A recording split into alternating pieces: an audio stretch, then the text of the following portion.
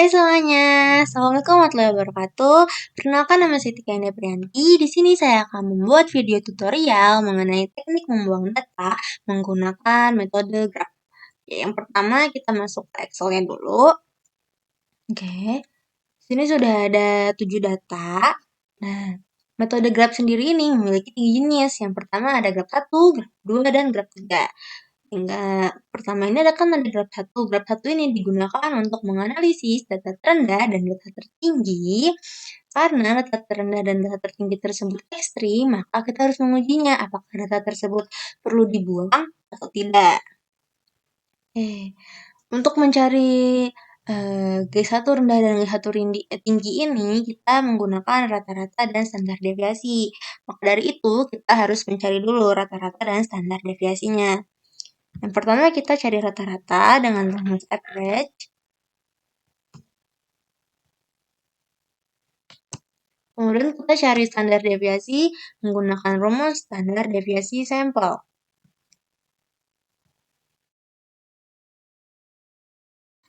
Oke. Nah, karena sudah didapatkan rata-rata dan standar deviasinya, maka kita bisa langsung masuk dalam rumusnya. Yang pertama ada G1 min, itu cara pengerjaannya adalah rata-rata dikurangi data pertama, kurung dibagi dengan standar deviasi. Oke. Dapatkan hasil 1,349. Karena data G1 minnya ini lebih kecil daripada G1 kritis, maka datanya tidak perlu dibuang. Nah, kita tulis kesimpulannya, yaitu G1 min lebih kecil dari G1 kritis. Maka data tidak perlu dibuang. Oke. Nah, kita lanjut ke data maksimalnya atau data tertingginya. Rumusnya sama dengan buka kurung, rata-rata dikurangi oleh XN. Nah, datanya kan ada 7, jadi kita ambil yang data terakhir, yaitu data ketujuhnya. Kemudian tutup kurung, bagi dengan standar deviasi. Nah, ini kan hasilnya minus ya, karena kita menggunakan perhitungan yang absolut, maka minus ini nggak usah kita hiraukan, kita anggap ini positif, karena sudah mutlak nilainya positif. Jadi kita anggap ini positif. Oke, nah, jadi kan hasilnya 1,697. Nah, 1,697 ini kan lebih kecil dari 1,938, yaitu data kritisnya. Maka G1 max-nya itu lebih kecil dari G1 kritis. Maka data tidak perlu dibuang. Nah, kemudian ada graf 2. Nah, graf 2 ini digunakan untuk menguji data langsung antara data rendah dan data tertingginya ini kita uji secara langsung. Jadi ketika data terendah dan data tertingginya ini sama-sama lebih dari data kritisnya, maka keduanya langsung dibuang. Oke, rumusnya ini rumus graf 2 ini menggunakan standar deviasi. Nah, sebelum kita masuk ke perhitungan, sebenarnya ini harus kita urutin dulu datanya. Datanya ini harus kita urutin dulu. Tapi karena data yang saya miliki sudah berurutan, jadi tidak perlu diurutkan kembali. Nah, rumusnya ini kan XN. XN ini kan data ke-7. 0,99 dikurangi oleh data kedua 0,47. Tutup kurung dibagi dengan standar deviasinya. Nah, dapatkan hasil sekian. Nah, karena hasilnya lebih kecil dari data kritisnya, maka kita juga tidak perlu dibuang. Nah, kita tulis G2 lebih kecil dari G kritis.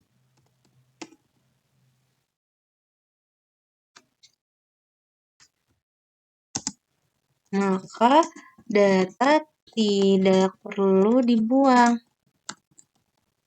Oke.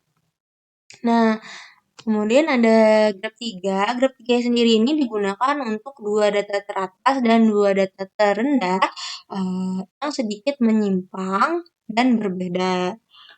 Nah, sebelum kita masuk ke graf 3 ini, kita harus tahu dulu variansinya. Nah, variansi tanpa data pertama dan kedua yang tertinggi dan variansi tanpa data pertama dan kedua yang terendah. Atau ini bisa kita tulis di sini xn dan xn dikurangi 1. Kita cari dulu. Kita menggunakan rumus variansi sampel. Kita masukin datanya, kita enter. Kemudian, mohon maaf, ini kan karena dia tidak menggunakan data pertama dan kedua yang rendah, jadi ini nggak kita masukin data pertama dan kedua yang rendah. Kita masukin data selanjutnya. Oke. Ini juga kita menggunakan var sampel. Kita jangan memasukkan data n dan data n dikurang 1, yaitu 7 dan 6. Data ke-6 dan ke-7 tidak kita masukkan. Akan didapatkan hasil sekian. Kemudian untuk X pangkat 2 ini adalah variansi seluruh data. Yaitu kita gunakan rumus variansi sampel dan kita pilih semua datanya. Oke. Dan N. N itu kan ada 7 data ya. Kita tulis di sini 7. Nah, kita langsung masuk ke perhitungan. Rumusnya itu adalah sama dengan 1 dikurangi oleh kurung 2 kali. N-nya, N itu kan 7 dikurangi 3 kurung dikali dengan ini standar variansi untuk G3 rendah. Oke, tutup kurung dibagi dengan buka kurung N dikurang 1. N-nya 7 dikurangi 1 tutup kurung dikali dengan S pangkat 2 dikali dengan variansinya. Tutup kurung lagi. Enter. Oke, didapatkan hasil 0,626586. Nah, itu kan lebih kecil daripada data kritisnya. Maka kesimpulannya adalah G3 min atau G3 terendah lebih kecil dari G3 kritis. Maka data tidak perlu dibuang.